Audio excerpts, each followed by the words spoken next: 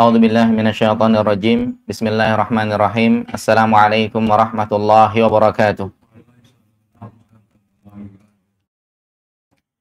Innal hamdalillah nahmaduhu wa nasta'inuhu wa nastaghfiruh wa na'udzu billahi min syururi anfusina wa min sayyiati a'malina.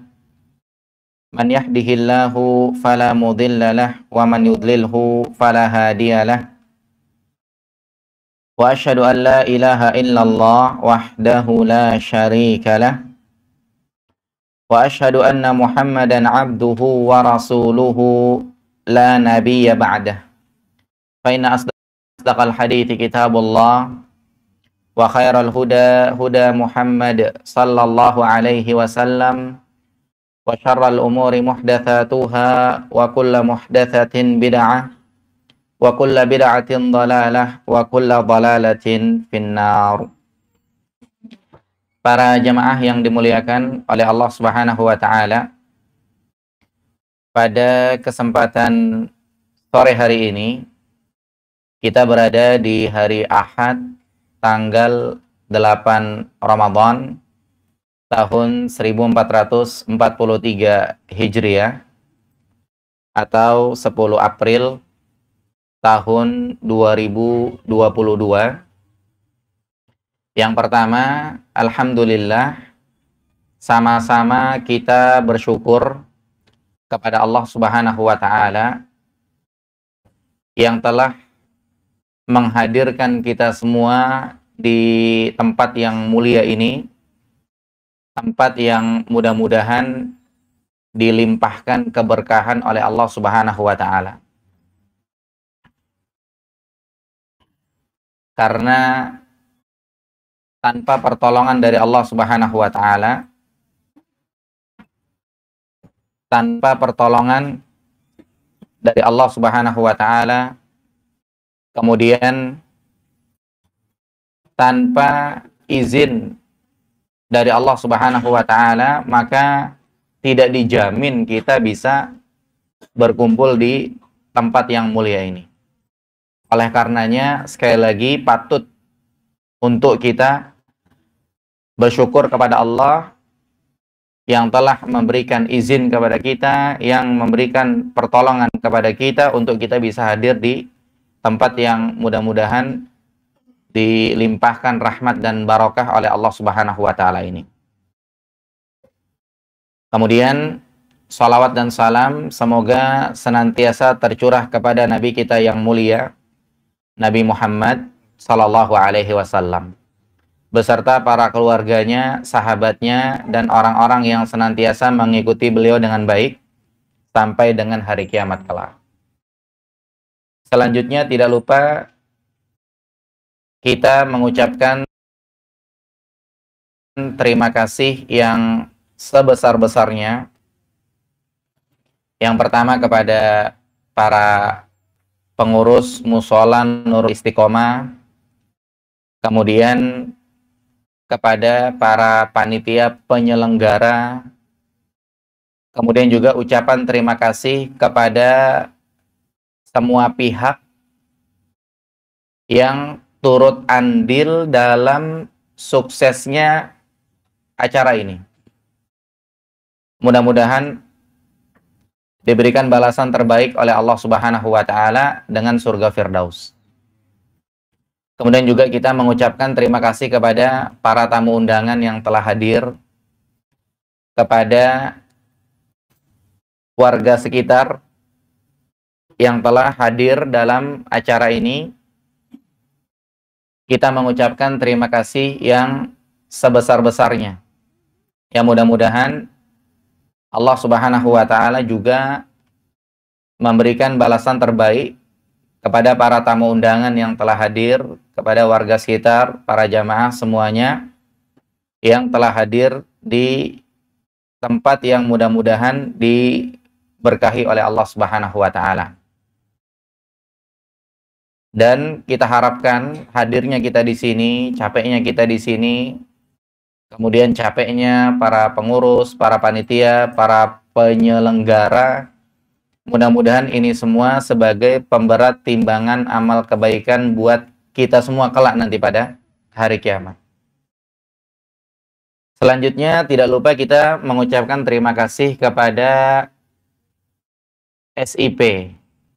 SIP adalah Solidaritas Insan Peduli di bawah Yayasan Cahaya Sunnah Rojak Cilengsi, yang mana hari ini bekerja sama dengan Mushola Nurul Istiqomah di dalam menyelenggarakan acara buka puasa bersama besar-besaran yang dihadiri oleh para jamaah dan warga sekitar.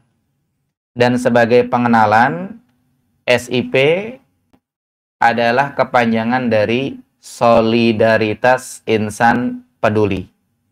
SIP ini di bawah naungan Yayasan Cahaya Sunnah Rojak Cilengsi. Dan SIP ini di bawah bimbingan atau binaan 3 orang ustadz senior. Yang pertama Ustadz Dr. Erwandi Hafidhahullah. Kemudian yang kedua Al-Ustadz Abu Ya'la Qurnaidi Hafidhahullah. Dan yang ketiga Al-Ustadz Badrus Salam Hafidhahullah. Dan yayasan ini membantu kaum muslimin secara umum. Ada 2 golongan kaum muslimin yang dibantu oleh yayasan ini. Golongan yang pertama, golongan orang-orang kaya. Mereka dibantu oleh yayasan ini di dalam menyalurkan harta zakat, infak, dan sodakohnya. Karena di antara saudara-saudara kaum muslimin ada yang Allah berikan harta lebih. Sehingga barangkali kewajiban zakat 2,5% dari hartanya sampai dengan 100, 500 juta atau bahkan sampai 1 miliar barangkali. Maka yayasan ini siap membantu untuk menyalurkan harta zakat tersebut. Ini bisa diteruskan pesannya kepada mereka orang-orang kaya yang telah Allah berikan harta berlebih, bisa nanti dibantu untuk langsung bertemu dengan Fadilatul Ustadz Dr. Erwandi Hafidhahullah untuk konsultasi masalah zakat. Atau dengan Ustadz Abu Ya'la Qurnaidi Hafidhahullah, atau dengan Ustadz Badrus Salam Hafidhahullah. Ini bisa dibantu nanti dikomunikasikan, bisa bertemu langsung. Kemudian yang kedua juga, yayasan ini membantu golongan yang kedua, yaitu golongan fakir miskin. Nah, golongan fakir miskin dibantu juga oleh yayasan ini. Ya, kepada mereka yang butuh bantuan, ini bisa mengirim surat kepada yayasan untuk dibantu. Sebagaimana orang-orang kaya yang Allah berikan harta berlebih, mereka bisa mengirimkan pengajuan untuk konsultasi terkait harta zakat, infak, dan sodakoh untuk bisa dibantu, disalurkan kepada kaum muslimin. Begitu juga kepada mereka-mereka yang kesulitan dalam ekonomi, ada bantuan ekonomi, bantuan bahan makanan pokok atau bantuan kesehatan, bisa coba mengirimkan surat kepada SIP ini. Barangkali Allah memberikan kemudahan di situ dan akhirnya bisa Allah takdirkan mendapatkan bantuan melalui SIP ini. Pesan ini bisa diteruskan kepada kaum muslimin di luaran sana agar mereka juga mengenal SIP ini, Yayasan Solidaritas Insan Peduli ini, atau lembaga ini, lembaga sosial yang bergerak dalam bidang sosial, membantu kemaslahatan kaum muslimin secara umum. Semua kaum muslimin dibantu. Bahkan mungkin dari Sabang sampai Merauke. Nah, walaupun titik fokus berhubung kantor di Cilengsi, diutamakan Jabodetabek. Ini pengenalan terkait yayasan. Kemudian para jamaah yang dimuliakan oleh Allah Subhanahu wa taala, hari ini kita masih berada di pekan pertama bulan Ramadan. Dan hari ini insya Allah kita dengan SIP bekerja sama dengan Solidaritas Insan Peduli menyelenggarakan acara buka puasa bersama, dan didahului dengan kajian ilmiah yang insya Allah sangat-sangat bermanfaat buat kita semua. Kata para ulama bahwa kualitas ibadah seseorang, mereka mendapatkan pahalanya itu berbeda-beda. Yang membedakan apanya? Yang membedakan adalah ilmunya. Ada orang yang menjalankan aktivitas ibadah, dia mengetahui ilmunya. Dan ada orang yang menjalankan aktivitas ibadah, dia tidak mengetahui ilmunya. Orang menjalankan sholat 5 waktu, taunya dia sholat 5 waktu, subuh, zuhur, asar, maghrib, isya, beres. Orang menjalankan sholat taraweh, taunya dia ada yang 11, ada yang 23, ikut yang 11 sampai selesai, ikut yang 23 sampai selesai, beres. Mereka semua mendapatkan pahala insya Allah dari Allah Subhanahu wa Ta'ala. Orang yang menjalankan puasa dan seterusnya. Akan tetapi berbeda orang yang paham ilmunya, mereka akan mendapatkan pahala lebih. Seperti orang yang menjalankan sholat 5 waktu. Mereka mempelajari sifat sholat Nabi Sallallahu Alaihi Wasallam. Maka mereka akan mendapatkan pahala lebih daripada orang-orang yang cuma sholat 5 waktu doang, kagak belajar sifat sholat Nabi Sallallahu Alaihi Wasallam. Orang-orang yang tiap mau sholat ambil wudhu. Kemudian di sisi yang lain mereka juga belajar sifat wudhu Nabi Sallallahu Alaihi Wasallam. Maka mereka bakal dapat pahala lebih dibandingkan orang-orang yang cuman ambil wudhu, sholat, pulang, ambil wudhu, sholat, pulang. Dapat pahala nggak orang seperti itu? Dapat. Akan tetapi pahala terbesar akan didapat kepada mereka orang yang berilmu dan menjalankan ibadah kepada Allah Subhanahu wa Ta'ala. Orang-orang kaya yang menyedekahkan hartanya, atau orang-orang kaya yang zakat mal 2,5%, dapat pahala atau tidak? Dapat. Tapi lebih gede lagi pahalanya orang kaya sebelum zakat belajar zakat dulu dia. Ilmu pahalanya lebih besar. Ya, pahalanya lebih besar. Dan seterusnya. Ya, ketika sholat tarawih, ada witir langsung 3, ada witir 21. Sebagian orang ketika 21, ikut 21. Sebagian orang ketika langsung 3, ikut langsung 3. Tapi sebagian orang dia berilmu. Dia paham. Ketika sholat witir 21 adalah sunnah, sholat witir langsung 3 adalah sunnah. Dua-duanya dia ikuti. Dia bakal dapat pahala lebih gede ketimbang orang yang kagak ngerti persoalan. Oleh karenanya, hadirnya kita di sini, insya Allah sangat-sangat membawa manfaat untuk kebaikan dunia dan akhirat kita. Kita akan mengkaji sedikit terkait tentang fikih Ramadan. Agar apa? Agar Ramadan yang kita jalani, pahala yang kita dapatkan, berlebih kita bisa mendapatkan pahala tersebut. Dengan apa? Dengan kita mempelajari ilmunya. Dan seperti itu kita dalam hidup beragama. Jangan berhenti kita untuk hadir di majelis ilmu. Jangan berhenti kita untuk hadir di pengajian. Jangan berhenti kita untuk terus belajar agama. Kenapa? Karena ibadah-ibadah yang kita lakukan, ketika diiringi dengan ilmu, maka pahalanya double. Pahalanya double. Dan kajian kita terkait dengan fikih Ramadan, ini ibaratnya bagaimana kita bisa Ramadan bersama dengan Nabi Sallallahu Alaihi Wasallam. Dan kita ketahui, bulan Ramadan, Allah Subhanahu Wa Taala mengatakan dalam Al-Quran, Syahrul Ramadan, alladzi unzila fihi Al-Quran, hudal linnas, wa bayyinatin minal huda wal furqan. Bulan Ramadan adalah bulan yang di dalamnya diturunkan Al-Quran. Al-Quran sebagai hidayah bagi orang-orang. Dan Al-Quran sebagai penjelas dari hidayah-hidayah tersebut.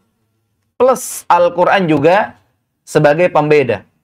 antara yang hak dengan yang batil, antara yang benar dengan yang salah. Bulan Ramadan adalah bulan pengampunan dosa. Bulan Ramadan adalah bulan derajatnya orang-orang beriman diangkat. Bulan Ramadan adalah bulan di mana amal kebaikan dilipat gandakan. Bulan Ramadan, setiap malam Allah menyatakan ada orang-orang yang dibebaskan dari neraka. Ya, mudah-mudahan kita termasuk orang-orang yang dibebaskan dari neraka. Bulan Ramadan adalah bulan yang dimana di situ musim geber-geberan orang dalam beribadah kepada Allah Subhanahu wa taala, di dalam bertakarub kepada Allah, di dalam mendekatkan diri kepada Allah Subhanahu wa taala. Dan di dalam bulan Ramadan ada doa yang mustajab yang bisa dibaca bagi orang yang berpuasa, yaitu ketika dia sedang berbuka. Dia bisa berdoa, di situ adalah waktu doa mustajab bagi mereka yang berpuasa. Kemudian di bulan Ramadan, pintu-pintu sorga dibuka, pintu-pintu neraka ditutup, dan setan-setan dibelenggu. Setan-setan dibelenggu. Akan tapi, setan-setan dari manusia kagak dibelenggu. Karena dalam surat An-Nas, kita sering dengar, minal jinnati wan nas. Ada dari golongan jin, ada dari golongan manusia. Setan-setan yang dari golongan manusia, ini tidak dibelenggu. Makanya kadang-kadang kita lihat ada orang-orang yang rese, kita bilang setan tuh orang. Orang udah bener-bener pengen jadi orang bener, diajak kagak bener. Dan seterusnya, dan seterusnya. Akan tapi keistimewaan bulan Ramadan, setan-setan dibelenggu, setan-setan dari golongan jin, pembesar-pembesarnya. Sehingga orang lebih ringan bangun sahur, makan sahur. Orang lebih ringan menjalankan ketaatan-ketaatan kepada Allah dan seterusnya. Dikabarkan oleh Nabi SAW dalam hadits riwayat Bukhari Muslim, "Man shoma Ramadhana imanan wa ihtisaban, ghufira lahu ma taqaddama min dzambih." Barang siapa yang berpuasa Ramadan dengan penuh iman dan mengharap pahala dari Allah, maka dosa-dosanya yang telah lalu akan diampuni. Kemudian Nabi SAW dalam riwayat yang lain, dalam hadis yang disebutkan dalam kitab Sahih At-Targhib, karya Syekh Albani rahimahullah, dikatakan Nabi SAW bersabda, "Innallaha tabaraka wa ta'ala, inna lillahi tabaraka wa ta'ala." Sesungguhnya Allah Subhanahu wa taala memiliki utaqa, memiliki orang-orang yang dibebaskan dari neraka, fi kulli yaumin wa lailatin, setiap hari, setiap malam, dan itu pada bulan Ramadan. Ini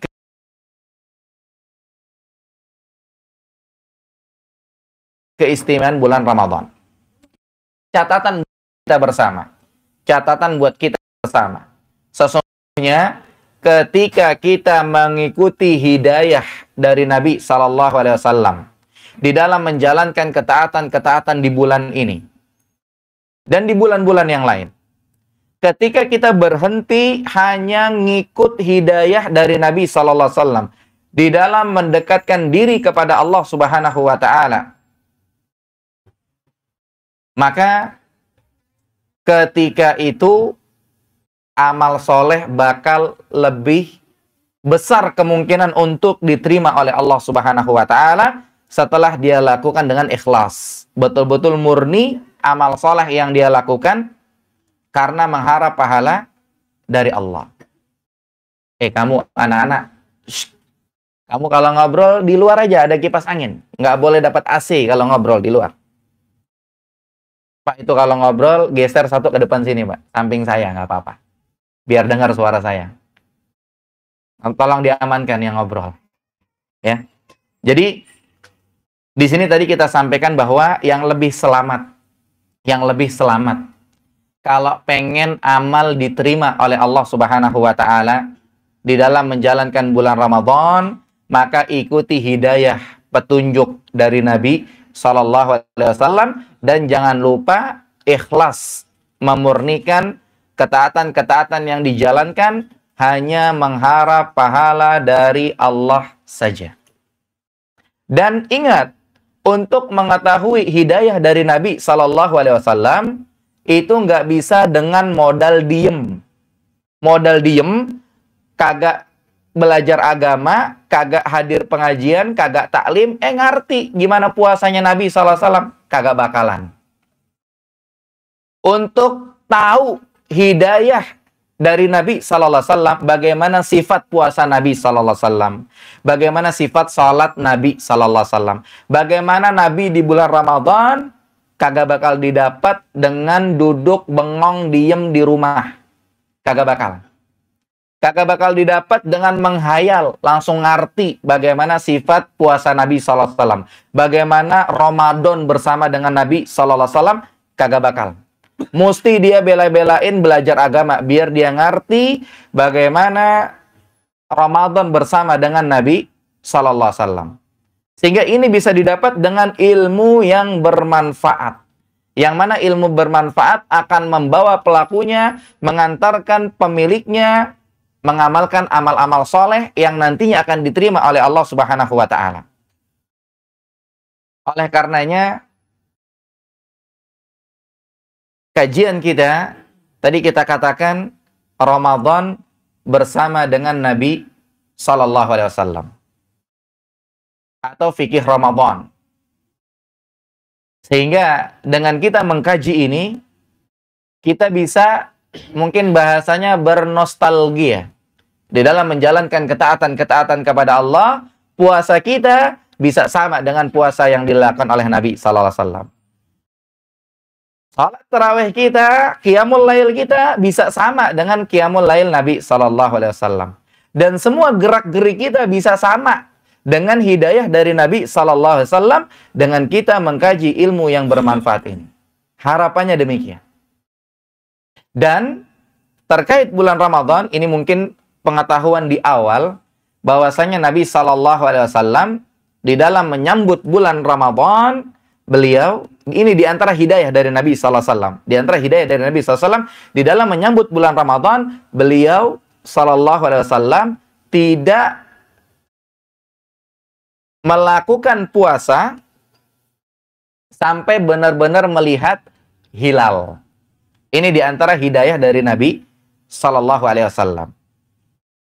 Makanya kalau ada satu orang informasi kepada Nabi Sallallahu Alaihi Wasallam, dia melihat hilal, tanda pergantian bulan, bulan Sya'ban berganti masuk bulan Ramadan.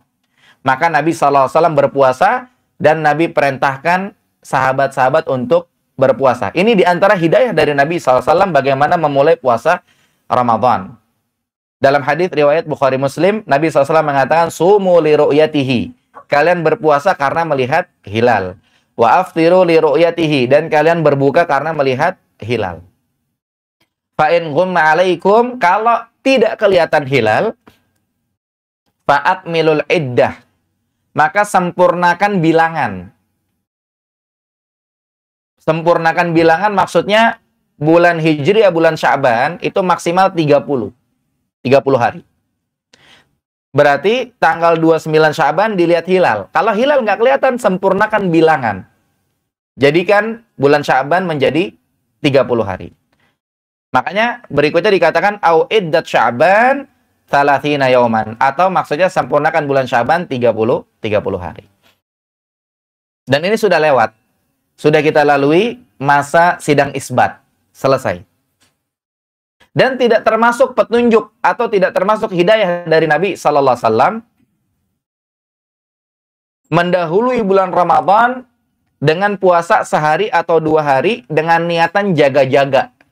Jangan-jangan hilal udah nongol dari kemarin. Jangan-jangan udah puasa Ramadan, buat jaga-jaga puasa dari sehari atau 2 hari sebelum. Itu tidak termasuk hidayah dari Nabi Sallallahu Alaihi Wasallam. Barangkali ada sebagian kaum muslimin yang mengamalkan itu, maka ketahuilah, dia melenceng dari hidayah. Melenceng dari hidayah Nabi Sallallahu Alaihi Wasallam. Kenapa? Gara-garanya dia melenceng, barangkali dia nggak belajar agama. Jadi dia inisiatif. Jaga-jaga, sehari 2 hari sebelum Ramadan udah puasa. Ini tidak benar. Bahkan itu dilarang oleh Nabi Sallallahu Alaihi Wasallam. Disebutkan dalam hadis riwayat Bukhari Muslim, la tuqaddimu Ramadan bisaumi yaumin wala yaumain. Jangan kalian mendahulukan bulan Ramadan dengan puasa sehari atau 2 hari. Nggak boleh. Illa rajulan yasumu sauman falyasumhu. kecuali kalau ada orang yang udah biasa puasa, maka silakan puasa. Dalam artian, kalau Ramadan jatuh hari Selasa, ada orang biasa puasa Senin Kamis, maka silakan dia puasa hari Senin, niatnya Senin Kamis, besok Ramadan lanjut puasa Ramadan, karena udah biasa puasa. Atau Ramadan jatuh hari Jumat, dia biasa puasa Senin Kamis, silakan dia puasa hari Kamis, karena memang udah biasa puasa. Atau puasa Ayyamul Bid, atau puasa Daud, dan yang lain-lain kalau udah biasa puasa, lanjut walaupun besokannya Ramadan. Tapi kalau inisiatif pribadi, dengan niatan buat jaga-jaga, jangan-jangan sudah masuk bulan Ramadan, maka ini tidak termasuk hidayah dari Nabi Sallallahu Alaihi Wasallam. Kalau ada yang mengamalkan, maka statusnya dia melenceng dari hidayah Nabi Sallallahu Alaihi Wasallam. Dan resikonya apa? Resikonya cuma capek doang, lapar doang, aus doang, ibadah kagak diterima oleh Allah Subhanahu wa Ta'ala. Ini pentingnya kita hadir di majelis ilmu dalam keseharian kita. Dan pahala yang didapat oleh orang yang berilmu dengan orang yang tidak berilmu akan berbeda. Akan berbeda.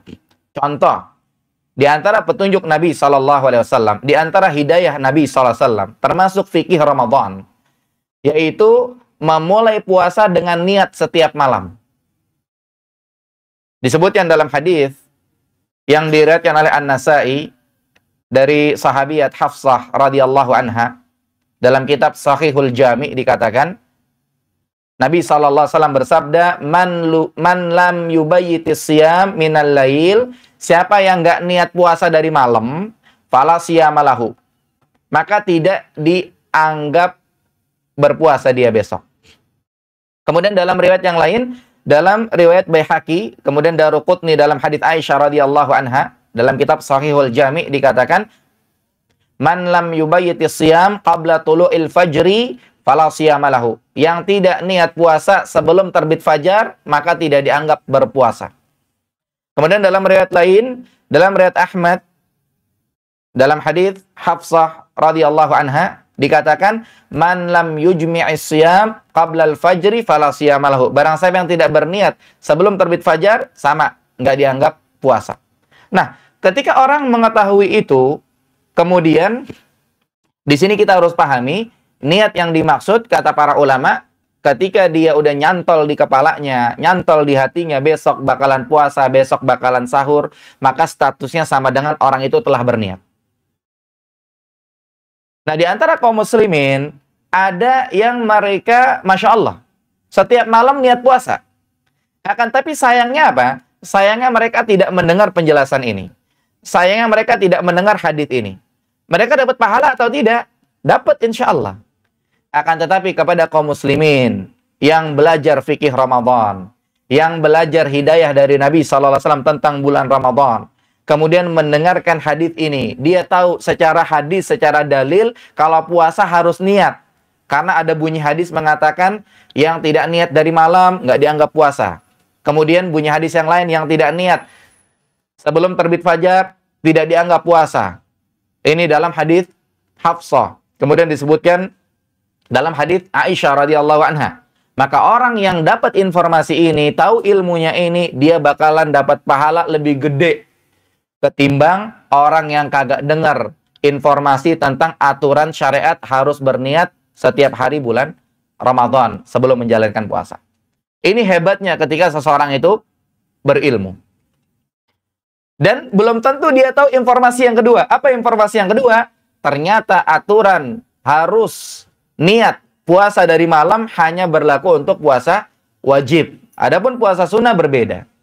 Puasa sunnah mungkin sebagian pernah dengar. Nabi SAW disebutkan dalam hadits riwayat Muslim dan yang lainnya.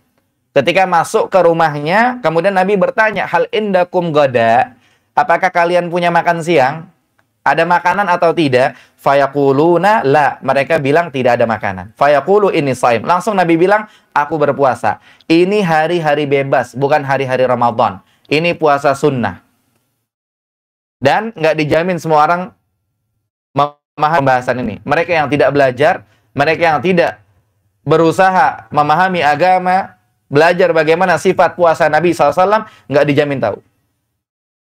Akan tapi mungkin mereka ngerti dikit-dikit dalam artian kagak ngapa-ngapa, puasa aja lah, sunnah. Mungkin ngerti gitu-gitu aja.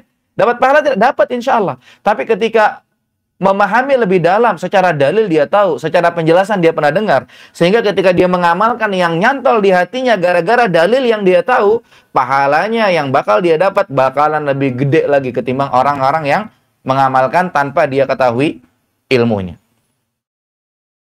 Ya, begitu juga di antara petunjuk Nabi sallallahu alaihi wasallam, di antara hidayah dari Nabi sallallahu alaihi wasallam adalah Nabi sallallahu alaihi wasallam tidak berhenti makan dan minum.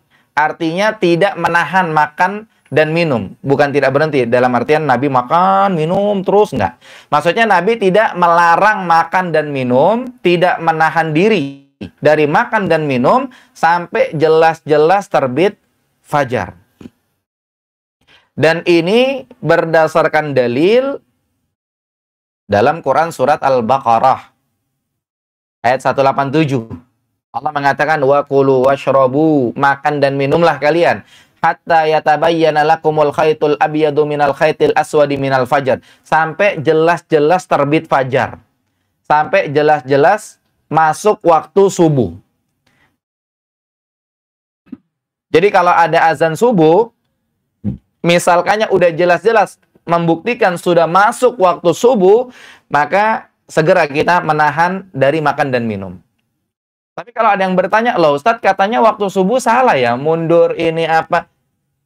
Berarti ketika azan subuh, kita masih boleh makan dan minum, tapi hanya sewajarnya saja, kira-kira. Ya kira-kira di sana udah azan, udah pada berhenti azan. Masa iya belum masuk waktu subuh? Tapi kalau baru azan, ya udah segeralah. Kayaknya belum jelas-jelas terbit fajar gitu. Ini maklum kalau seperti. Tapi kalau sana sini udah azan, otomatis sudah jelas-jelas masuk waktu subuh. Kemudian disebutkan juga di dalam riwayat yang lain, Nabi SAW berkata kepada Umar bin Khattab radhiyallahu anhu, an yaqdiya hajatahu min ta'amihi wa syarabihi ba'da sima'il adzan. Nabi mengatakan untuk Umar ini segera menyelesaikan hajatnya setelah mendengar azan. Ini diantara hidayah dari Nabi SAW, walaupun sudah azan masih boleh makan dan minum, tapi hanya sebatas menyelesaikan hajat saja, sebagaimana disebutkan dalam hadits riwayat Tabrani. Kemudian ini hadits dihasankan oleh Syekh Albani rahimahullah. Dalam hadits Abu Umamah radhiyallahu anhu dikatakan uqimatis shalah, salat sudah didirikan. Dalam artian sudah masuk waktu subuh begitu. Sudah azan maksudnya, sudah dikumandangkan azan subuh. Wal ina fi yadi Umar bin Khattab radhiyallahu anhu. Sementara gelas, piring masih di tangan Umar bin Khattab radhiyallahu anhu. Faqala Umar, kemudian Umar berkata, "Asyrabah ya Rasulullah? Masih boleh saya minum enggak nih ya Rasulullah?" Qala na'am. Kemudian Nabi SAW mengatakan, "Iya." Fasyaribaha, maka Umar pun masih lanjut minum. Kemudian ada disebutkan dalam riwayat Ahmad, Abu Dawud, kemudian Hakim, disesuaikan oleh Syekh Albani dalam kitabnya Shahihul Jami', dikatakan Nabi SAW bersabda, idza sami'a ahadukumun nida, apabila salah seorang di antara kalian dengar azan, wal ina fi yadihi, azan subuh, sementara gelas masih di tangan, piring masih di tangan, fala yadha'uhu hatta yaqdi hajatahu minhu, maka jangan ditaruh sampai beres hajat. Jangan ditaruh sampai beres hajatnya. Dalam artian apa? Dalam artian ini belum masuk waktu jelas-jelas terbit fajar kedua. Kalau sudah jelas-jelas terbit fajar, otomatis nggak boleh. Sekarang kan yang kita alami sehari-hari, mungkin sebagian akan bertanya ketika buka puasa, musola udah azan, masjid sana udah azan, ini belum azan, dekat rumah belum azan, yang patokan yang mana? Kan mungkin sebagian bertanya begitu. Sama juga ketika sahur.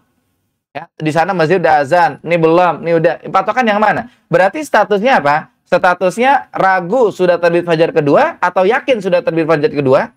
Jawabannya statusnya ragu. Ketika ragu, masih boleh makan dan minum. Tapi ketika sudah yakin, jeda beberapa menit ke depan, sudah yakin ini mah sudah subuh dari tadi, otomatis kita nggak bakal makan dan minum lagi, dan kita pasti akan berhenti makan dan minum. Dan ini diantara hidayah dari Nabi Sallallahu Alaihi Wasallam. Ketika orang melakukan itu, Ketika orang melakukan itu, yang satu taunya masih boleh aja begitu. Tapi yang satu lagi dia pernah belajar, dia pernah dengar dalilnya, dia pernah belajar fikihnya, dia pernah belajar sifat puasa Nabi SAW. Maka pahala yang dia dapat bakal lebih gede ketimbang orang yang nggak pernah belajar. Ini di depan masih kosong ini, silahkan. Di depan masih kosong, di kanan kiri. Halal, halal. Silahkan. Kemudian jamaah yang dimuliakan oleh Allah Subhanahu wa Ta'ala. Silakan antum yang di depan maju, jadi yang datang belakangan belakangan. Yang di depan silakan. Sampai mepet, silakan, sampai mepet.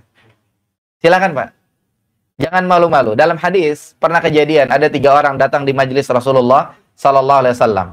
Yang satu maju ke depan, yang satu diam di belakang, yang satu lihat majelis pulang dia. Kayak sebagian di masjid-masjid, so ada kajian maghrib, sholat maghrib full, beres maghrib, sebagian kajian, sebagian pulang.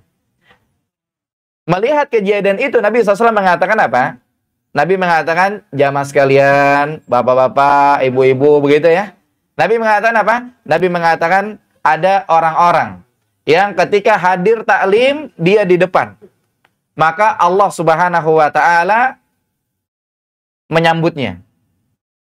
Ya, Allah Subhanahu wa Ta'ala mendekat kepada dirinya. Kemudian ada orang-orang ketika ada taklim, dia di belakang malu-malu begitu. Maka Allah malu-malu kepadanya.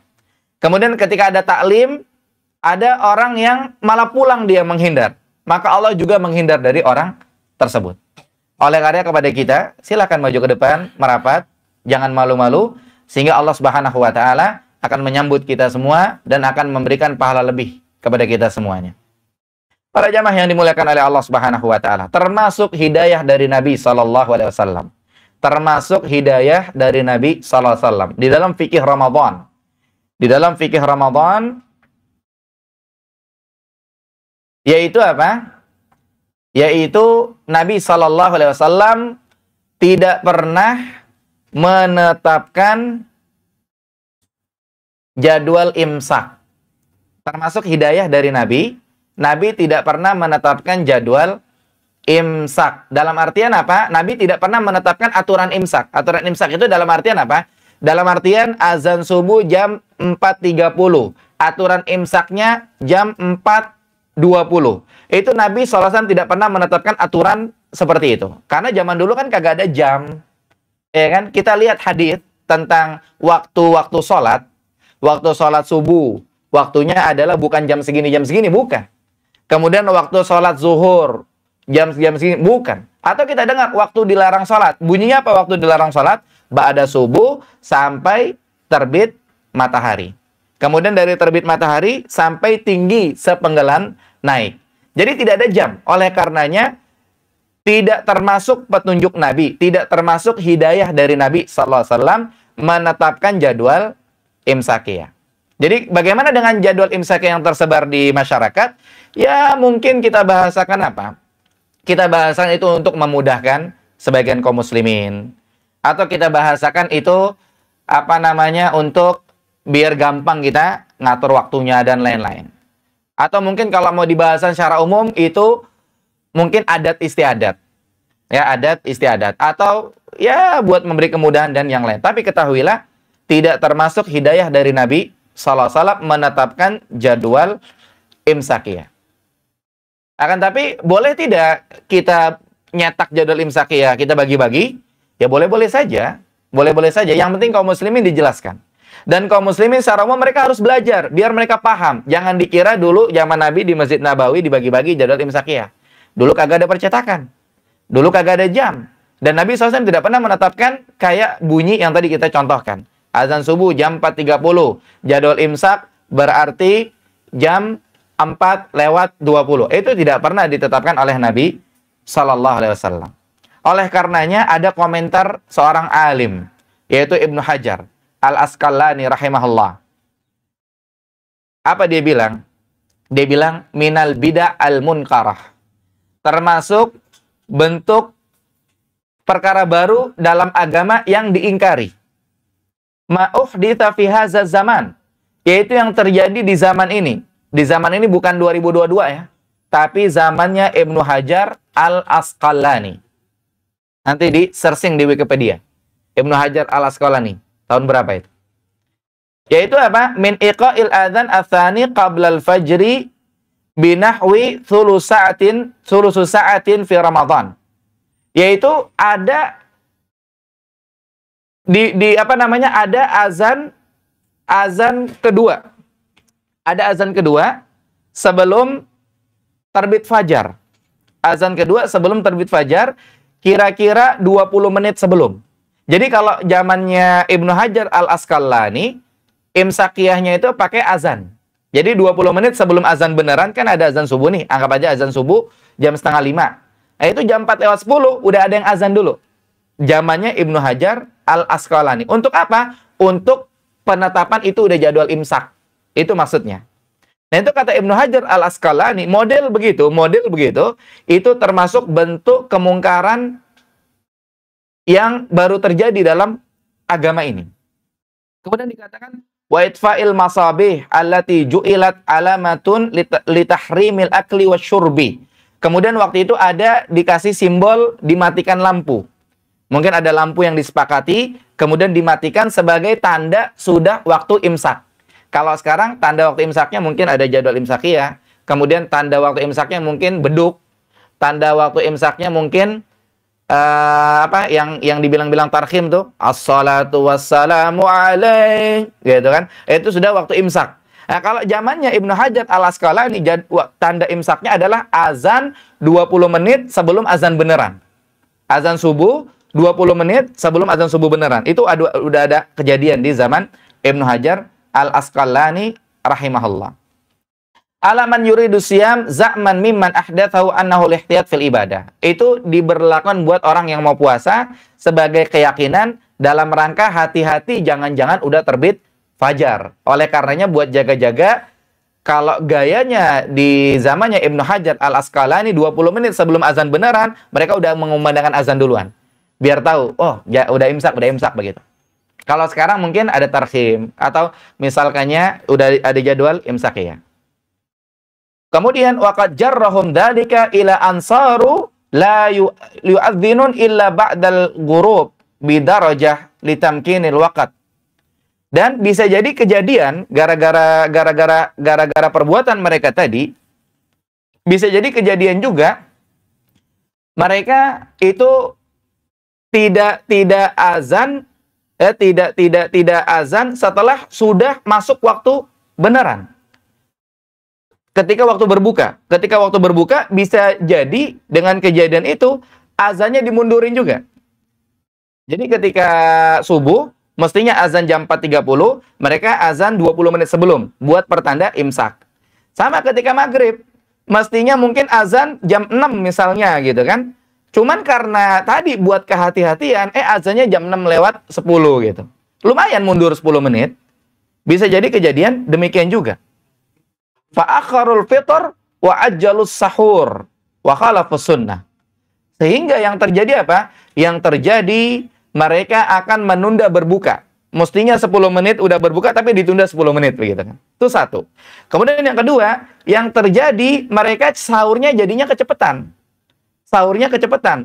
Berhubung ditaruh jadwal imsaknya 20 menit sebelum azan, udah ada azan di zamannya Ibnu Hajar Al-Asqalani, jadi otomatis orang pada sahur sebelum itu. Jadi sahurnya kecepatan, bukanya kelamaan. Sementara yang sunnah apa? Yang sunnah mengakhirkan sahur, menyegerakan berbuka. Dan dalam konteks hadis, Nabi SAW mengatakan apa? Orang-orang senantiasa berada dalam kebaikan selama mereka mengakhirkan sahur dan menyegerakan berbuka. Sementara kejadian ini menyegerakan sahur, mengakhirkan berbuka. Enggak dapat kebaikan dua-duanya. Makanya dikatakan apa? Falidzalika qalla anhum al-khair. Sehingga mengakibatkan kebaikan yang mereka dapat sedikit. Wa katsura fihimus syarr. Dan malahan kejelekan banyak. Wa ilallahil mustaki. Dan hanya kepada Allah kita mengadu. Tapi dari kata-kata Ibnu Hajar Al-Asqalani ini ingin menyampaikan kepada kita ada beberapa faedah nih. Kalau kita mau memetik faedah, ada beberapa faedah. Di antaranya kita lihat di zamannya Ibnu Hajar Al-Asqalani Imsakiyah, imsaknya pakai apa? Pakai azan. Jadi azan beneran 4:30, harusnya azan asli 4:30, ibaratnya gitu ya. Tapi mereka 20 menit sudah azan duluan. Sebagai kesepakatan udah imsak. Kemudian di zaman sekarang, waktu imsak pakai apa? Pakai jadwal imsakiyah. Kemudian pakai sebagian, mungkin ada yang pakai beduk kali ya waktu imsak ya. Ada yang pakai beduk.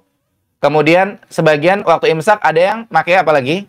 Tarkhim. Kemudian ada sirene. Benar, ada sirene. Kemudian ada pakai toa dan yang lain, ada yang keliling imsak gitu kan. Nah, ini menunjukkan apa? Menunjukkan semuanya standarnya standar ganda, standar berbeda. Ini yang ngajarin nabinya nabi yang mana begitu. Artinya kalau memang itu benar diajarin sama Nabi Muhammad SAW, mesti satu suara. Kok beda-beda? Ada yang pakai ini tanda imsaknya, ada yang ini, ada yang ini. Berarti ini menunjukkan bukan termasuk hidayah dari Nabi SAW. Hanya inisiatif, hanya inisiatif.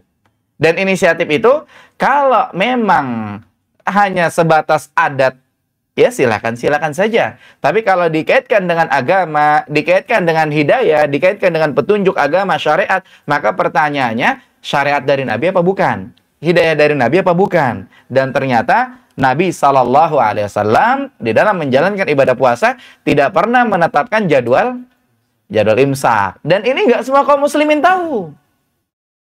Tapi ada sebagian kaum muslimin taunya, imsak itu kagak ada. Dia taunya cuma sekedar itu aja. Jadi ketika azan, dia ya masih makan, segera menyelesaikan hajat, kemudian lanjut puasa.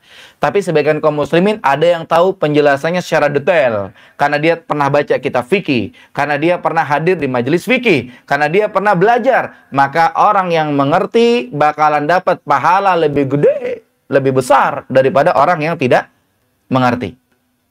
Ini yang membedakan tingkatan orang di sorga nanti. Yang masuk sorga siapa? Misalnya kita bahasakan, yang masuk sorga adalah orang-orang yang sholat. Orang-orang yang sholat beda-beda. Ada yang sholat cuman azan, ambil wudhu, sholat pulang. Azan, ambil wudhu, sholat pulang. Azan, ambil wudhu, sholat pulang. Ada pengajian tentang sifat sholat Nabi, nggak pernah duduk mereka. Nggak pernah hadir mereka.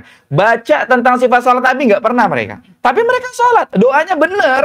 Doanya benar, nggak salah. Dapat pahala nggak? Dapat pahala.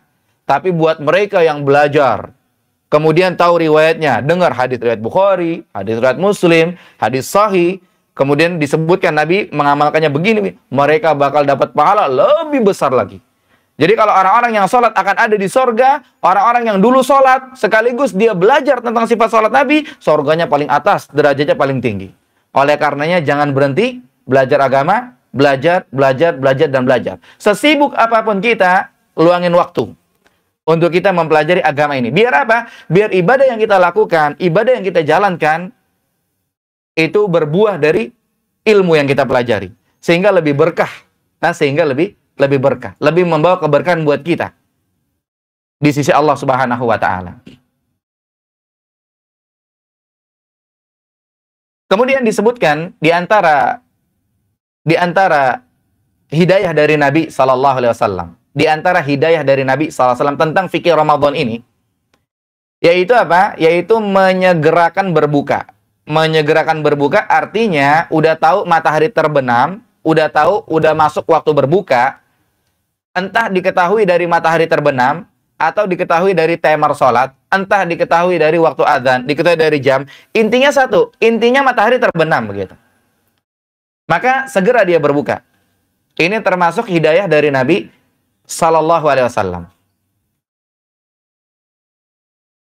Nabi SAW menyatakan dalam hadis yang diriwayatkan oleh Bukhari Muslim, muttafaqun alaihi, Rasulullah SAW bersabda, "Idza aqbala al-lailu minha huna, fa'adbara an-nahar minha huna, wa gharabatis syamsu, faqad aftara as-sha'im." Kata Nabi SAW, kalau malam udah lewat dari arah sini, siang udah lewat dari arah sini, matahari udah tenggelam dari arah sini. Intinya matahari udah benar-benar terbenam. Intinya itu. Intinya udah datang waktu malam. Maka Nabi kasih status apa? Faqad aftara as-sha'im. Sama dengan orang yang berpuasa telah berbuka. Nah, kemudian dalam hadits Abu Darda, hadits riwayat Ahmad, Abu Dawud dan Tirmidzi, dikatakan Nabi SAW dikatakan apa? Nabi SAW mengatakan, "Thalathun min akhlaqin nubuwah. Abi Darda berkata, "Salatsun min akhlaqin nubuwah." Ada 3 akhlak kenabian. Yang pertama, ta'jilul iftar, menyegerakan berbuka. Kemudian yang kedua, wa ta'khirus sahur, mengakhirkan sahur. Yang ketiga, wa wad'ul yamin 'alal yasar fis shalah, meletakkan tangan kanan di atas tangan kiri ketika lagi salat. Nah, ini ternyata akhlak kenabian. Ketika ada orang, kita kaitkan dengan yang tadi kita sebutkan. Kalau ada orang mengakhirkan sahur, menyegerakan berbuka, kemudian dia mengetahui informasi ini, ternyata termasuk hidayah dari Nabi Sallallahu Alaihi Wasallam, dia akan mendapatkan pahala lebih ketimbang orang yang cuma asal mengakhirkan sahur, kemudian menyegerakan berbuka. Kemudian termasuk hidayah dari Nabi Sallallahu Alaihi Wasallam terkait fikih Ramadan. Nabi SAW ketika berbuka, itu tidak seperti sebagian orang. Sebagian orang ketika berbuka azan maghrib, langsung ngebaso, langsung makan nasi, langsung ngopi, langsung ini, nggak sholat maghrib, nggak sholat isya, nggak sholat raweh, tidur, besok sahur. Sahurnya jam 2 lagi, tidur lagi, subuh bangun terbit matahari. Zuhur nggak sempat ke masjid, asar nggak sempat ke masjid, tahu-tahu udah beduk maghrib lagi.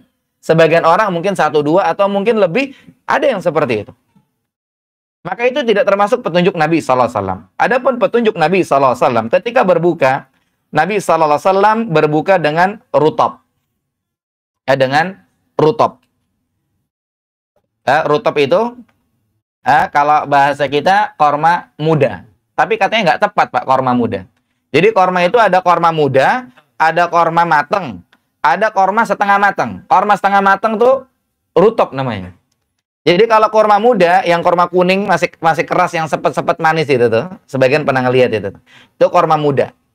Makanya antum kalau misalkannya order korma sama bandar korma, sama bandar korma ya, sama penjual korma, jangan salah sebut. Jadi kalau pengen beli rutab, bilangnya rutab, jangan bilang korma muda, nanti dikasih korma sepet itu. Karena kalau rutab itu yang ada airnya itu, yang setengah matang lah gitu. Yang mengkel. Mengkel itu muda atau setengah matang? Mengkel muda.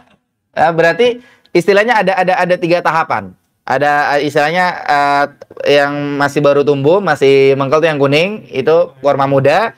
Kemudian ada rutab yang udah setengah matang, ada korma yang udah agak tua. Nah, Nabi SAW biasa ketika berbuka itu nyarinya rutab. Atau kalau kita mungkin mirip-mirip sama korma sukari. Korma sukari itu semi rutab lah, seperti itu. Tapi kalau tidak ada, Nabi bukanya pakai korma yang ada. Kalau tidak ada, Nabi buka pakai air. Kemudian Nabi segera sholat maghrib. Nah, nanti kita buka nih. Yang ada nih apa nih? Oh, yang ada kue. Ini kue. Ya, pakai yang ada. Terus ada makan besar. Oh, mungkin nantilah. Seperti itu. Bisa jadi. Jadi Nabi SAW bela-belain sholat di awal waktu, ikut jamaah di masjid. Dalam hadis yang disebutkan dalam kitab Sahih At-Targhib, dikatakan, Nabi SAW mengatakan, man wajada tamran falyuftir alaihi. Yang punya korma, silakan buka pakai korma. Waman lam yajid tamran falyuftir alal ma. Dan yang nggak punya korma, silakan buka pakai air. Fa innahu tahur. Nah, karena pakai air juga bisa dipakai buat berbuka. Dan termasuk hidayah dari Nabi Sallallahu Alaihi Wasallam itu ketika berbuka baca doa. Ada doa disebutkan dalam hadis Abu Dawud, Daruqutni, Al-Hakim. Ini hadis dihasankan oleh Syekh Albani rahimahullah. Doanya adalah dzahabadz dhama'u wa batallatil uruqu wa thabatal ajru insyaallah.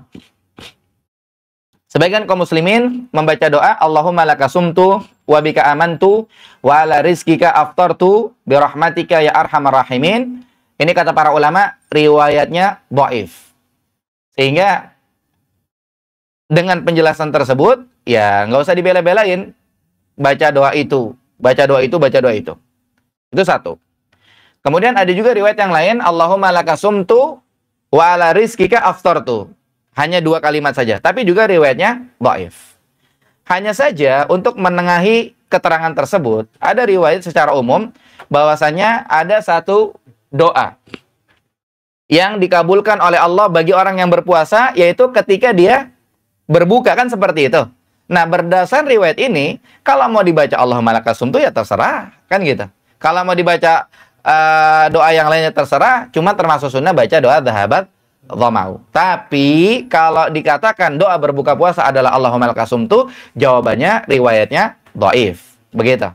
Cuman kalau dikatakan di antara doa yang dikabulkan adalah ketika saat berbuka, kemudian mau dibaca Allahumma lakal sumtu, silakan.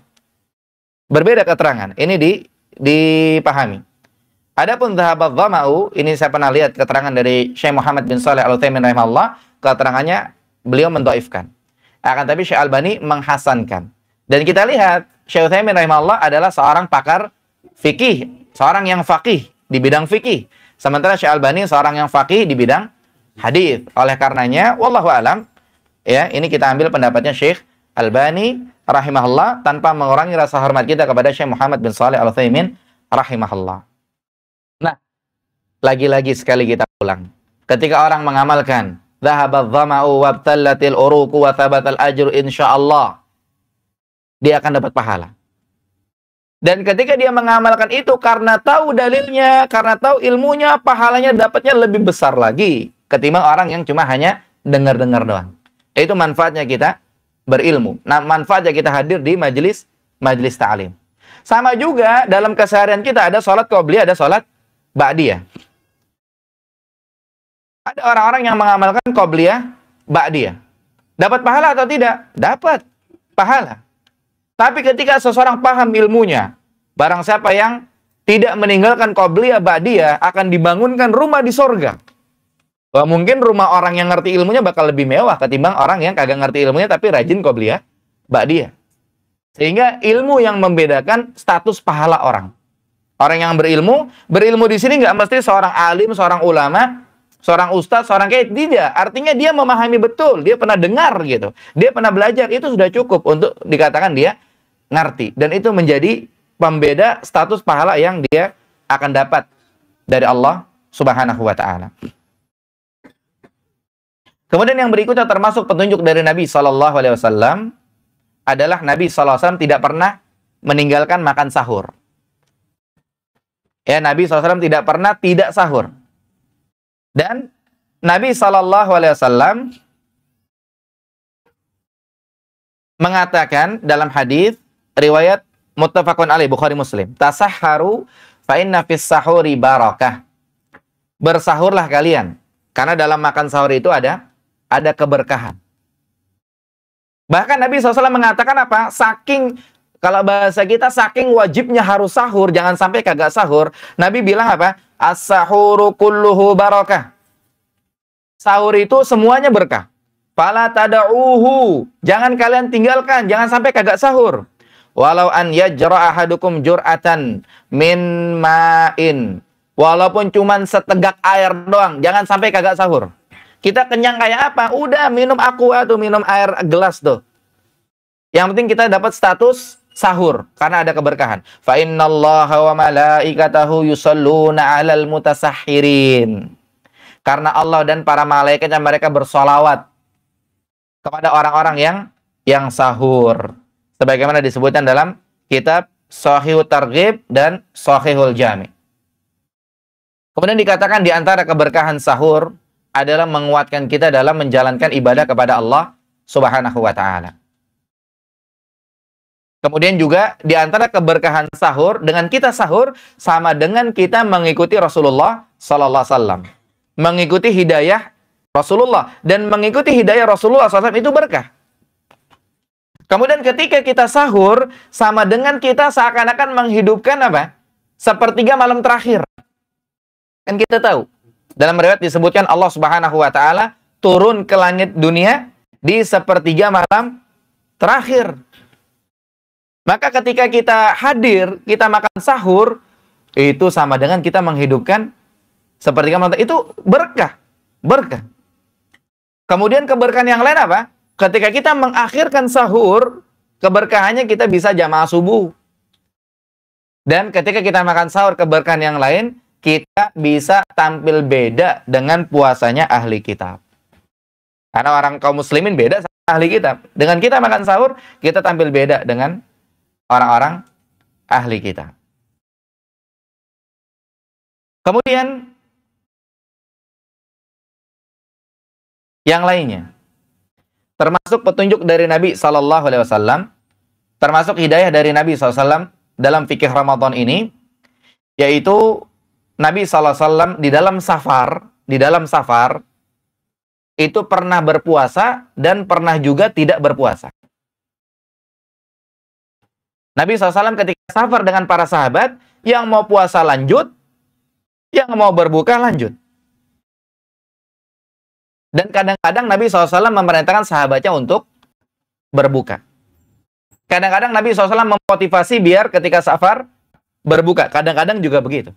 Sampai Nabi menyebutkan dalam hadis yang diriwayatkan oleh Imam Bukhari dan Muslim, laisa minal bir asyam fis safar. Tidak termasuk kebaikan ketika berpuasa dalam safar. Apa maksudnya tidak termasuk kebaikan ketika puasa dalam safar? Ketika ada hadis seperti ini, kita nggak boleh baca hadis cuma sepotong. Tapi kita harus tahu sebabnya, kenapa kok hadis ini nongol? Kenapa hadis ini muncul? Jangan nanti kita lagi safar sama teman, kemudian kita batal, dia nggak batal, kita kata-katain dia, kita jelek-jelekin dia. Kita bilang apa? Dalam hadis disebutkan, Nabi bilang tidak ada kebaikan lagi safar puasa. Ini nggak benar. Harus tahu jalan ceritanya. Kenapa ini ada hadis muncul? Nah, disebutkan apa? Disebutkan karena dikala itu ada orang-orang yang kagak kuat puasa, tapi maksain puasa sampai sempoyongan dia. Sampai Nabi mengingatkan, alaikum birukhsatillah allati rakhasa alaikum. Kalian harus mengambil keringanan Allah yang Allah kasih. Boleh tidak puasa ketika safar, ambil. Gitu. Dan di riwayat yang lain, dalam hadis riwayat Muslim, ketika Nabi menyaksikan ada orang yang sampai mau jatuh gara-gara maksain puasa, Nabi bilang apa? Ulaikal usad, ulaikal usad. Mereka adalah pelaku maksiat, bukan orang yang sedang beramal soleh gara-gara puasa, tidak. Mereka melakukan maksiat, gara-garanya sampai sempoyongan pengen jatuh tetap maksain puasa. Ini kagak benar. Nah, sehingga kesimpulannya bagi musafir, kalau kuat puasa boleh-boleh saja. Kalau tidak kuat puasa, berbuka juga boleh-boleh saja. Dan dalam riwayat yang lain, ketika para sahabat bersafar dengan Nabi SAW, yang puasa itu tidak ngata-ngatain yang nggak puasa, yang nggak puasa juga nggak ngata-ngatain yang puasa. Akan tapi semuanya disesuaikan. Nah, semuanya disesuaikan. Termasuk hidayah dari Nabi SAW terkait fikih Ramadan, yaitu kencang dalam beribadah selama bulan Ramadan. Dan semangat Nabi SAW di dalam beribadah di bulan Ramadan itu ngelebihin dari bulan-bulan yang lain. Ya, sebagaimana disebutkan bahwa malaikat Jibril itu datang ngajarin Quran kepada Nabi SAW di bulan Ramadan. Makanya para salaf artinya orang-orang soleh terdahulu, itu mereka semangat sekali dalam menghatamkan Quran di bulan Ramadan. Kemudian mereka menghentikan majelis-majelis ta'lim, pelajaran-pelajaran yang lain. Kayak contoh di sini kita berhenti libur selama bulan Ramadan, ada kajian nahwu shorab libur selama bulan Ramadan. Kemudian kajian fikih. Kajian fikih tentang bab apa kemarin kita terakhir fikih? Siapa yang ingat? Fikih kita tentang bab makanan, ya kan? Nggak ada kaitan dengan Ramadan, diliburin. Ya, kemudian kita kajian tafsir ya, libur. Untuk fokus membahas tentang seputar Ramadan. Akan tetapi kalau kita lihat, malaikat Jibril datang tiap malam hadir ke rumahnya Rasul SAW, mendatangi Nabi SAW, ngajarin Quran. Ini bisa diambil faedah juga. Yang pertama, Paling tidak semangat baca Quran dalam sebulan hatam 1 atau 2 kali. Kemudian yang kedua, tidak masalah kita taklim. Ya, karena tiap malam Jibril datang taklim dengan Rasulullah sallallahu alaihi wasallam. Dan kita insya Allah nanti di musola ini di 10 malam terakhir full kita di sini ada i'tikaf. I'tikaf itu ada 3 i'tikaf. Yang pertama i'tikaf kelas 1 VIP. 1 malam 1 hari full 10 terakhir. Jadi nggak pulang dari awal masuk, nanti pulang-pulang lebaran. Itu VIP. Atau yang kedua, yang kelas 2 mungkin dia i'tikafnya hanya malam saja. Jadi dari malam sampai syuruk, i'tikaf. Atau yang ketiga, i'tikafnya dari terbit matahari sampai terbenam matahari. Terbit matahari sampai terbenam matahari. Dan para ulama menyebut i'tikaf itu hanya 2. Kalau nggak 1 hari, 1 malam. 1 hari, dalilnya adalah hadits Umar bin Khattab radhiyallahu anhu. Pernah bilang sama Nabi SAW, katanya punya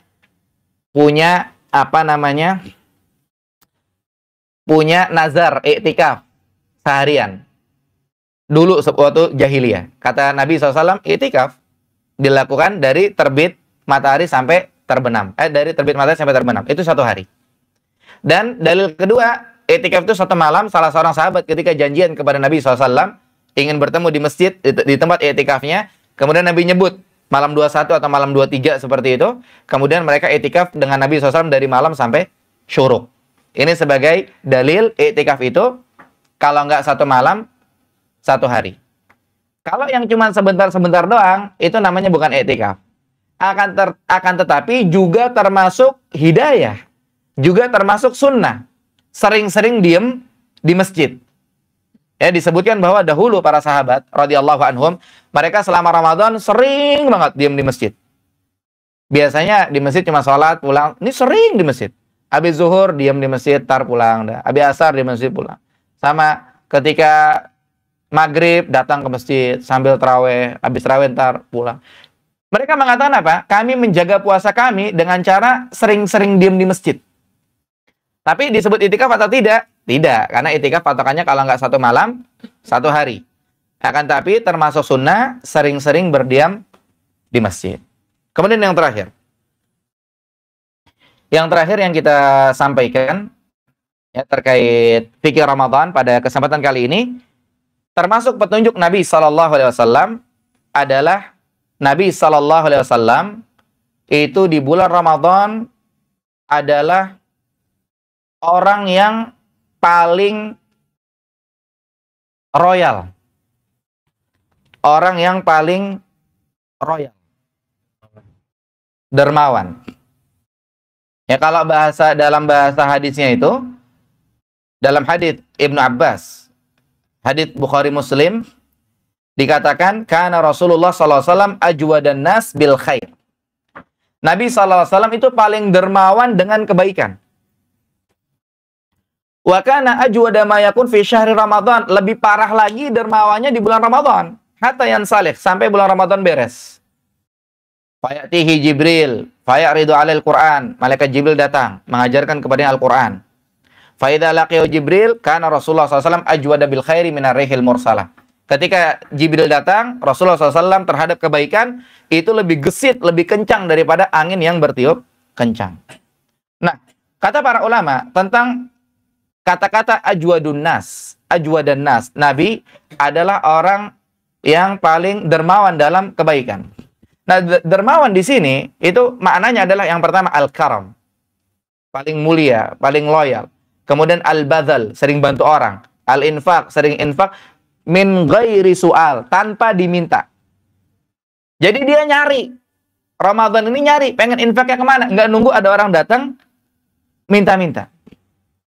Dan termasuk amalan yang ditekankan di bulan Ramadan, nomor 1 kata para ulama adalah memberikan bukaan kepada orang yang berpuasa. Dalilnya, ya kalau sahih, ada disebutkan dalam riwayat, man fattara sa'iman. Ya, barang siapa yang dia memberikan bukaan kepada orang yang berpuasa. maka dia akan mendapatkan pahala tanpa orang yang berpuasa dikurangi pahalanya. Itu secara khusus. Banyak memberi bukaan. Bahasa hadisnya itu man fattara, artinya ta'amul iftar. Iftar itu kan iftar jama'i, buka puasa bersama gitu. Akan tapi termasuk dalam makna itu adalah asya. Asya itu makanan ba'da isya, ba'da tarawih, namanya asya. Begitu. Termasuk makanan sahur akan mendapatkan keutamaan tersebut. Kenapa? Karena ada hadis Allah beserta persangkaan hambanya. Jadi walaupun di situ konteks hadisnya ngasih bukaan dapat pahala 1 hari puasa orang tersebut, tapi kita berhusnuzon kebaikan apa aja yang kita kasih, walaupun makan sahur, walaupun makan ba'da tarawih, walaupun snack kajian itikaf, besok di sini ada itikaf, itu suka ada yang ngirim snack, ngirim martabak, gorengan apa. Jadi di sini itikaf itu kira-kira 100 orang lebih hadir. Jadi di bawah ini kira-kira 50 orang lebih, di atas kira-kira 50 orang lebih. Dimulai pengajian jam 11 malam. Ada pengajian menarik, ada 2 kitab kecil yang akan dibahas tahun ini insya Allah. Yang pertama adalah tentang memahami akidah Ahlus Sunnah wal Jamaah. Ini pengajian terbuka buat umum, siapa saja yang bisa merapat silahkan. Kemudian yang kedua, tentang sudah benarkah ibadah saya. Ini penting. Kita beribadah, udah benar belum ibadah kita? Itu nanti bisa diikuti pengajiannya di 10 malam terakhir, dimulai jam 11 malam. Sampai selesai. Kadang-kadang selesai jam 1, setengah 1. Beres pengajian, yang mau pulang silakan pulang. Kemudian yang mau sahur di sini akan disiapkan sahur. Nanti ada daftar namanya, akan dibelikan jumlah makan nasi bungkus sesuai yang daftar. Nanti digeletakin yang udah daftar tinggal ngambil-ngambil tanpa pendaftaran, tanpa pembayaran, semua gratis. Ditanggung oleh kaum muslimin. Ditanggung oleh Allah Subhanahu wa taala. Ya karena kita punya proyek kebaikan, jaminan dari Allah, insya Allah proyek itu bakal jalan. Oleh karenanya, jangan sampai proyek jalan, nggak ada andil kita di situ. Kalau bisa kita ada andil di situ. Mungkin kita nyumbang, atau kita informasi ke sana kemari, cari yang mau nyumbang kemari, arahin juga, dibolehkan, dan seterusnya. Nah, maka nanti bisa dihadiri insya Allah. Termasuk snack itu itikaf, didatangkan.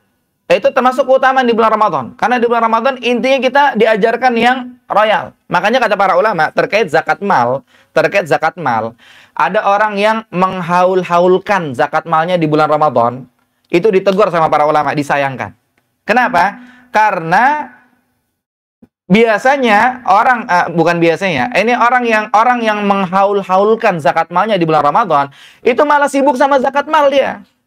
Sementara duitnya masih banyak di kantong, duitnya masih banyak di tabungan, kelewat ngasih bukaan, kelewat infak ini, infak itu, sedekah ini.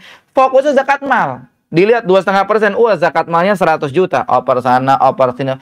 Tahu-tahu besok udah sidang isbat menentukan 1 Syawal. Dia kelewat, kagak ngasih makan bukaan, kagak infak, sedekah, bantu-bantu orang. Jadi bantu-bantu orang jor-joran di bulan Ramadan, kelewat sama orang yang fokusin zakat malnya di bulan Ramadan. Para ulama sampai negur ke arah situ mereka.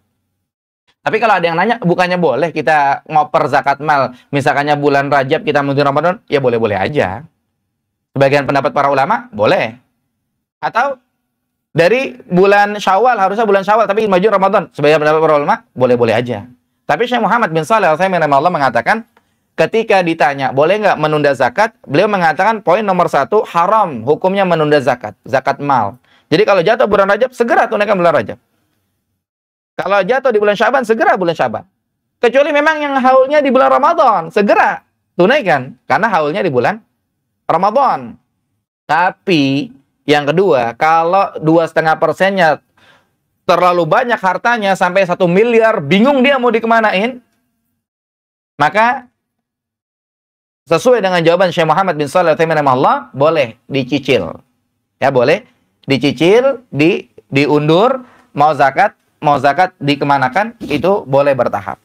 Atau tadi kita sampaikan di awal, ya orang-orang yang hartanya terlalu banyak sehingga sampai 1 miliar zakat 2,5%-nya, atau bingung untuk konsultasi zakat mal karena terlalu banyak, itu mungkin bisa ya konsultasi dengan lembaga yang bekerja sama dengan musola hari ini dalam acara buka puasa bersama ini. yaitu SIP ini, Solidaritas Insan Peduli, di bawah bimbingan 3 ustadz senior ya. Ada Ustadz Erwan di Hafizahullah, Ustadz Badrul Salam Hafizahullah, Ustadz Kurnaidi di Hafizahullah. Bisa nanti dibantu dihubungkan konsultasi masalah zakat, kemudian bisa bantu disalurkan insya Allah. Sebagaimana kaum muslimin yang kesulitan pun bisa daftar, ngirim surat ke lembaga ini dan nantinya akan dibantu.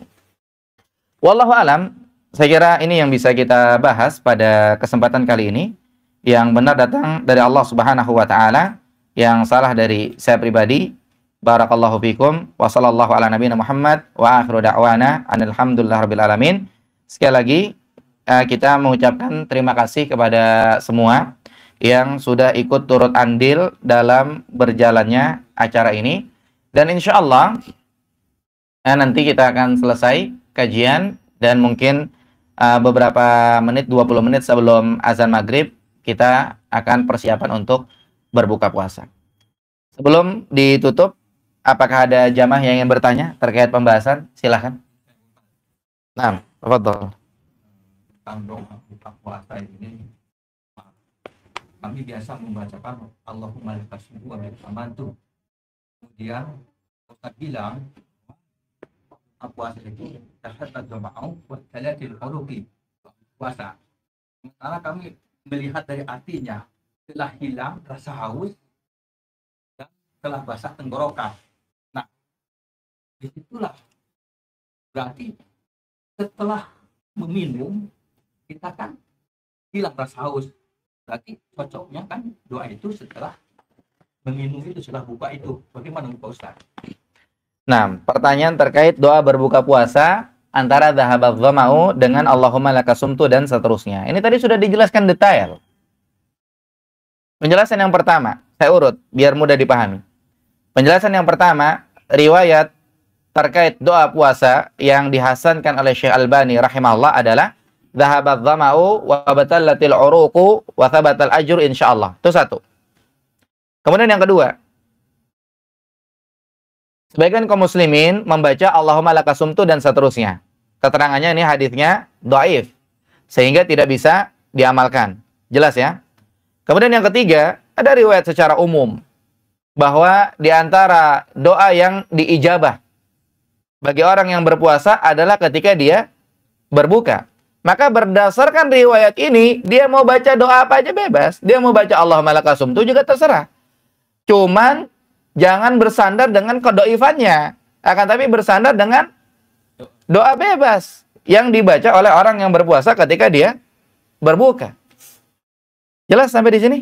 Soalnya kan melihat dari artinya kan telah hilang rasa haus, berarti kan setelah minum. Sekarang gini, antum mau bacanya habis minum apa sebelum minum? Saya setelah minum. Ya udah, baca setelah minum. Itu. Gitu. Jadi bagaimana Bapak? Apa bagusnya setelah minum, apa sohihnya gimana? Setelah minum, sebelum minum, doa buka puasa sama saja.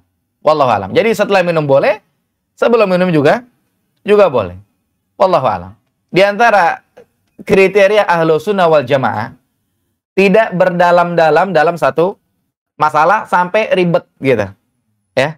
Jadi kalau memang para ulama hanya menyampaikan doa buka puasa, dhahabat dhama'u wa bthalatil uruqu wa thabatal ajru insyaallah, dihasankan oleh Syekh Albani. Selesai. Doa buka puasa baca selesai.